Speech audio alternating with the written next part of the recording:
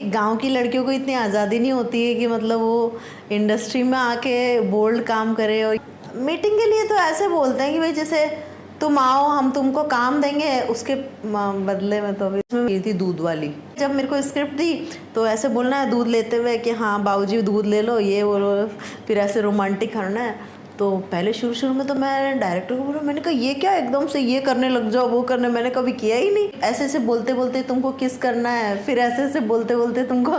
तो फिर मैंने कहा ठीक है कोई बोले कि सोनिया पहले कंफर्ट हो जाओ, फिर उसके बाद में उन्होंने समझाया में तो कुछ नहीं होता। हार्ड वर्क तो देखो लगता ही है, क्योंकि देखो दोनों अननोन है। बट एक दो बार ऐसा हुआ है मेरे साथ कि भाई वो लोग वहाँ जाके बताते हैं कि आपको रियल सब कुछ करना है। काफ़ी लड़कियों के साथ किए मैंने। उसका मन था मेरे साथ लेस्बियन करने का। लगती है अभी एक बंदा था, उसने वाइग्रा ली, वाइग्रा के बाद भी उसकी मशीन काम नहीं करी। बाप रे, इतनी प्रॉब्लम आई ना सीन करने में, क्या बताएं क्या। ठीक हूँ, आप बताइए। यही मुंबई में थी, कभी शूट के लिए आउट ऑफ, या कभी मैं आई थी मुंबई आज से 10 साल पहले, 2014 में।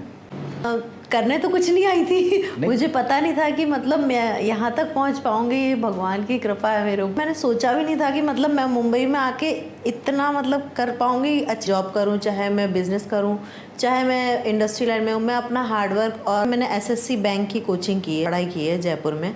मेरा ग्रेजुएशन कंप्लीट हुआ था राजस्थान यूनिवर्सिटी से। कोचिंग के लिए ट्राई किया कि गवर्नमेंट जॉब कहीं लग जाए। मेरा ड्रीम बिल्कुल भी नहीं था कि मुंबई आके मैं एक्ट्रेस बनूँ, मॉडलिंग करूँ, या मैं इंडस्ट्री लाइन में काम करूँ। बिल्कुल भी मैंने कभी सोचा ही नहीं था। सब पढ़ती थी तो बहुत हार्ड वर्क होता है, मतलब कि गवर्नमेंट जॉब इतनी इजी से, और आपको पूरा कॉन्सेंट्रेट जो है उस पढ़ाई पे करना पड़ता है। तो मैं नहीं कर पाती थी क्योंकि खर्चे भी बहुत। हाँ, मेरे फादर एक्सपायर हो गए थे, और उससे पहले मैं जयपुर में 1 साल 2 साल मतलब रही थी। एक छोटे भाई बहन है बस वो लोग, और बहन की शादी हो गई ससुराल। मेरे फादर अचानक से सडनली एक्सपायर हो गए थे, तो मेरी मम्मी डिप्रेशन में चली गई। मम्मी से बहुत ज़्यादा प्यार करते थे, तो मेरी मम्मी रह नहीं सकी कि बिलीव नहीं कर पाई कि मेरे फादर एक्सपायर हो गए। तो वो बहुत ज़्यादा डिप्रेशन में चली गई, उनकी दिमाग की हालत पूरी ख़त्म हो चुकी थी। फिर मैं मुंबई लाई, उनको लोखंडवाला में अच्छे से अच्छे डॉक्टर से उनका ट्रीटमेंट कराया। 6 महीने साल भर मैंने अपने पास रखा, और वो बिल्कुल से ठीक हो गई। अच्छा, अभी समय नहीं याद हो तो? वो एक्चुअली क्या है कि जैसे मेरी मदर, यहाँ मुंबई शहर है ना, तो कोई किसी पे भरोसा नहीं कर सकता, और हम किसी को अपनी रिस्पॉन्सिबिलिटी नहीं दे के जा सकते।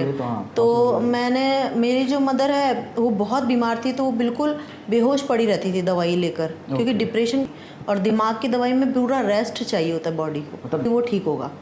तो वो सोती ही रहती थी हमेशा। उनको खाना भी मैं अपने हाथों से बना के हाथों से खिलाती थी, नींद में से उठा कर।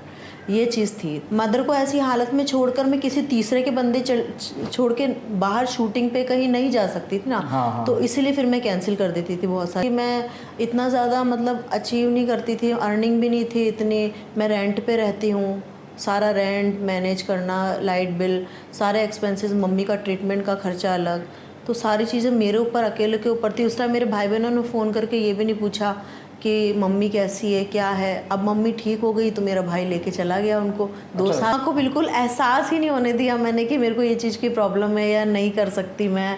उनको पूरा, जब तक वो बेहोशी से पूरा एक जैसे था ना नया जन्म हुआ है, वह कॉल नहीं, इवनली फैमिली तक का किसी का कोई कॉल नहीं कि मम्मी अब कैसी है, क्या नहीं है। एक मेरे चाचा थे, वो थोड़ा थे, तो वो एक बार उन्होंने कॉल किया था, मम्मी कैसी है। उसके अलावा किन्होंने भी कॉल नहीं। अरे हालचाल पूछ लेते, वही बड़ी बात है, पैसा तो बहुत दूर की बात है।